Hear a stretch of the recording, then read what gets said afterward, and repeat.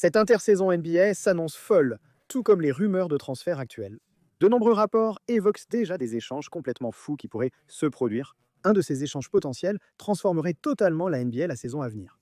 Brian Windhorst a évoqué l'idée d'un transfert de Giannis Antetokounmpo au Boston Celtics.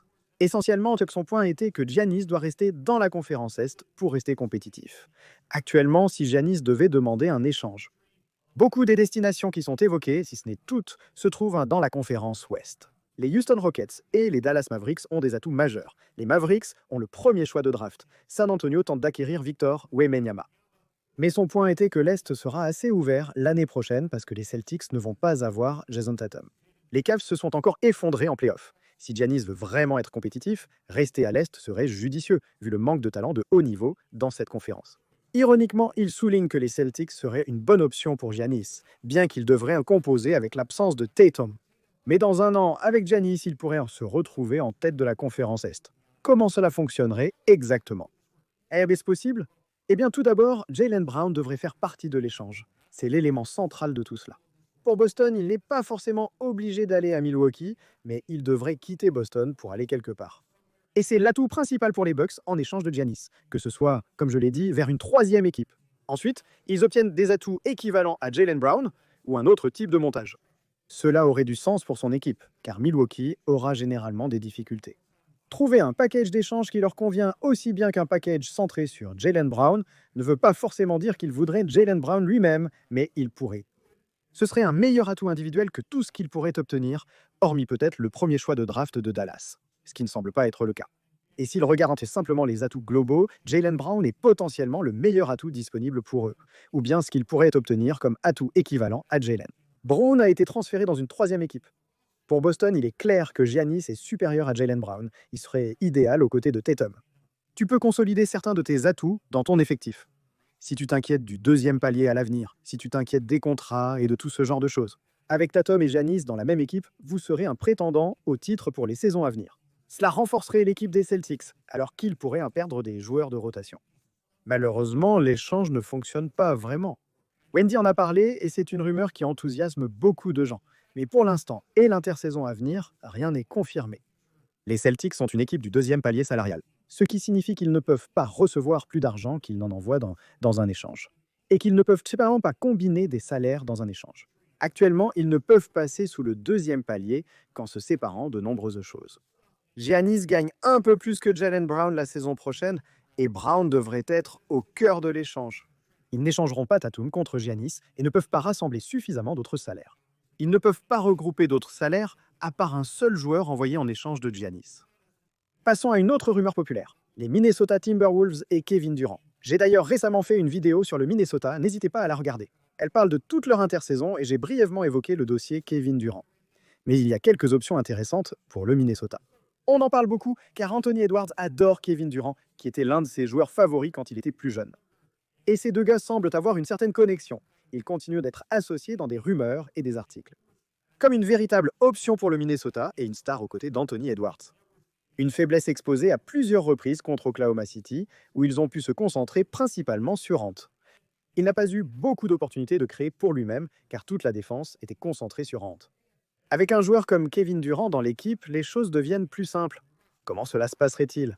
Eh bien, tout d'abord, Julius Randle devrait être impliqué. Ils ne vont pas échanger Ant. Évidemment, ils n'échangeront pas non plus McDaniels. Il est trop important pour eux. Je ne pense pas que ce serait le point central de l'échange. Les équipes ne veulent pas vraiment de Rudy Gobert vu son salaire. Ça devrait être Julius Randle, à moins que, pour une raison quelconque, Phoenix soit plus intéressé par Naz Reid que par Randle. Mais je ne pense pas que ce soit le cas. Je ne pense pas que Reid serait au centre d'un échange pour Kevin Durant. L'échange serait Julius Randle, Mike Conley, Rob Dillingham et le 17e choix de premier tour de Minnesota via Detroit contre Kevin Durant. Dans ce scénario, les Suns obtiennent des atouts, présents et futurs, pour tenter de satisfaire Devin Booker, priorité de leur intersaison.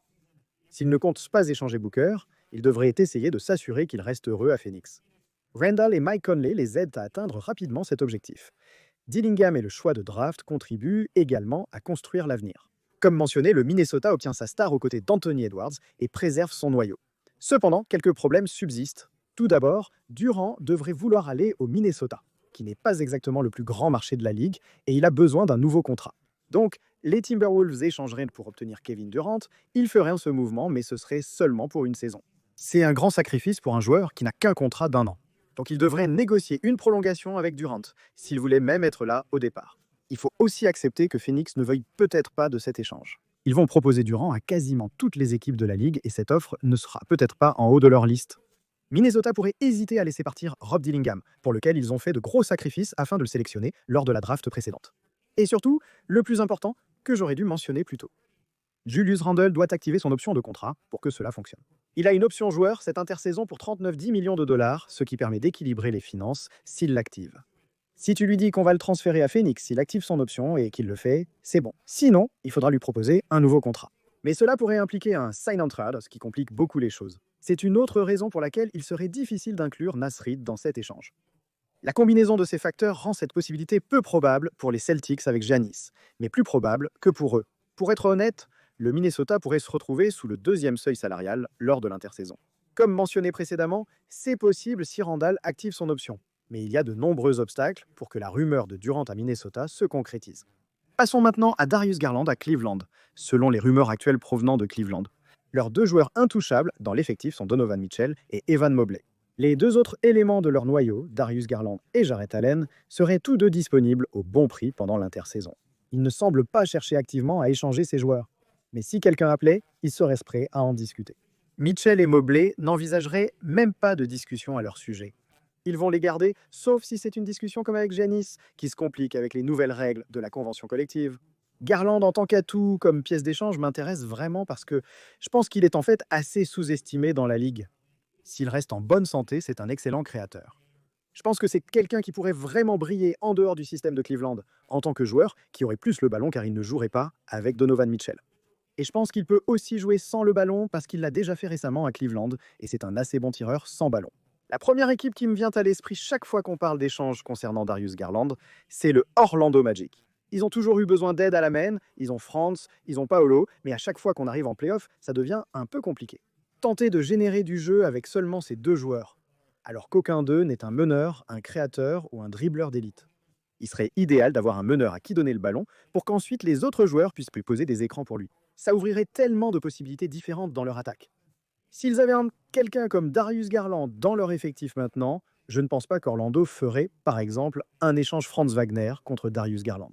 Il valorise beaucoup Franz et ses capacités des deux côtés du terrain. Garland aux côtés de Paolo n'apporte pas grand-chose pour leur avenir. Ce que Franz aux côtés de Paolo fait déjà. Si cela devait arriver, Orlando le ferait-il? Cleveland envisagerait-il un échange de Jalen Suggs contre Darius Garland? Si c'était le cas, Suggs serait concerné. Tristan da Silva, leur choix de draft de l'année dernière, le choix de Denver et leur propre choix de premier tour de cette année. Ces choix sont en 25e et 16e position. Pour Orlando, vous échangez Jalen Suggs, qui l'apprécie vraiment et qui excelle en défense. Il a eu quelques problèmes de blessure, tout comme Garland. Mais Garland est tout simplement un bien meilleur joueur offensif, un bien meilleur créateur et quelqu'un qui pourrait vraiment bien s'intégrer offensivement dans cette équipe du Magic. Et ils sont déjà tellement bons en défense. Évidemment, une partie de cela est grâce à Suggs, mais je pense quand même qu'il serait très bon, même sans Jalen Suggs. Il pourrait compenser certains problèmes défensifs évidents pour Garland à Cleveland, alors que les Cavs se séparent de lui. Avec De Silva, ils obtiennent un ailier prometteur et récupèrent Suggs, qui est très complémentaire à ses côtés. Mitchell clarifie la hiérarchie offensive dans le backcourt. Il a souvent le ballon, tandis que Suggs joue sans ballon. Ils obtiennent ces atouts, le 16e et le 25e choix de cette draft, permettant potentiellement d'autres mouvements durant l'intersaison.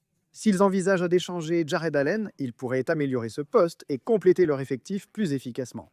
Je ne sais pas si l'une ou l'autre équipe le ferait vraiment, mais pour un échange impliquant Darius Garland, Orlando serait un choix logique. C'est un échange que je pourrais vraiment voir se produire. Tout dépend de la volonté et de l'intérêt de chaque équipe pour un package autour de Jalen Suggs. Comme je l'ai dit, je ne pense pas que Franz sera la pièce centrale. Parlons maintenant d'une équipe entière, les Pélicans de la Nouvelle-Orléans. Ils pourraient être l'équipe la plus intéressante à surveiller pour un échange dans la ligue, car ils ont un choix élevé dans cette draft. Ils ont de nombreux atouts et joueurs intéressants dans leur effectif, notamment Zion Williamson, dont tout le monde va parler en premier. Voudrait-il le garder? Pourquoi? Qui voudrait l'échanger? En ce moment, il semble que les rumeurs vont dans leur sens. Ils garderaient Zion pour plusieurs raisons. Premièrement, il y a encore de la valeur et du potentiel dans ce que Zion pourrait devenir à long terme s'il parvient à rester en bonne santé. De plus, sa valeur est limitée actuellement en raison des blessures et de certains événements extrasportifs ces dernières saisons. Ce serait vendre à perte un joueur qui était autrefois une pièce extrêmement précieuse. Ce serait un moment étrange pour échanger Zion, sauf si leur objectif est simplement de ne plus faire affaire avec lui et de s'en débarrasser. D'autres joueurs dans l'effectif que je trouve vraiment intéressants sont des gars comme Trey Murphy, Herb Jones, même CPG McCollum, que je trouve intéressant aussi. On a vu ce qui est arrivé à Dyson Daniels la dernière intersaison, quand il est sorti de la rotation folle qu'ils ont à la Nouvelle-Orléans. Son rôle était plus clair et consolidé à Atlanta, et il a vraiment explosé cette saison. Trey Murphy et Herb Jones sont des candidats similaires à Dyson Daniels de l'année dernière, à mon avis. Trey Murphy est déjà très bon. Herb Jones est reconnu pour son excellence en défense. Trey Murphy est un joueur que toutes les équipes de la NBA voudraient obtenir, notamment Cleveland, qui l'apprécierait beaucoup. Presque toutes les équipes en lice pour le titre voudraient l'avoir. C'est un excellent tireur et défenseur qui serait un atout précieux pour de nombreuses équipes de la Ligue. Comme je l'ai dit, je pourrais voir chaque équipe s'intéresser à quelqu'un comme Cedric McCollum. Les Pélicans pourraient être disponibles pour un échange cette intersaison, ce qui en fait l'équipe la plus intéressante à surveiller. Si vous regardez simplement le volume pur des échanges, le volume de... La Nouvelle-Orléans est à surveiller pour de potentiels transferts de joueurs. Un sujet récurrent mérite d'être mentionné. LaMelo Ball à Charlotte pourrait être échangé. Les deux équipes de Los Angeles sont évoquées comme destination potentielle. Pour les Lakers, ce serait probablement Austin Reeves, d'autres salaires et quelques choix de draft, leurs options étant limitées. Ça me paraît irréaliste que Charlotte puisse être intéressée par ça. À moins qu'il ne veuille plus de LaMelo dans l'équipe et préfère te construire autour de Brandon Miller et d'autres jeunes. Je pense que ce n'est pas réaliste. C'est pareil pour les Clippers, dont on a déjà discuté. Je ne comprends pas pourquoi ils feraient ça vu qu'ils ont déjà James Harden. Si tu cherches un duo défensif catastrophique à l'arrière, pense à James Harden et LaMelo ensemble. Ils ont des contrats qu'ils pourraient combiner pour que ça marche, mais je ne vois vraiment pas l'intérêt. LaMelo serait le joueur que tu voudrais pour une équipe qui, en principe, va essayer de pousser et de jouer le titre la saison prochaine. Mais ces rumeurs continuent de circuler et j'ai senti que je devais en parler. Pour la plupart, à part les Pélicans et peut-être un peu les rumeurs autour de Darius Garland, ce sont des choses auxquelles je croirai quand je les verrai. Certaines de ces rumeurs, impossibles en raison de la convention collective ou simplement tirées par les cheveux, circulent malgré tout. Cependant, dans le monde actuel, suite à l'échange de Luka Doncic, je ne suis pas prêt à refuser catégoriquement tout échange. En pratique, tant que c'est légal selon les règles de la Ligue. Nous verrons ce qui se passera lors d'une intersaison qui sera probablement folle cette année.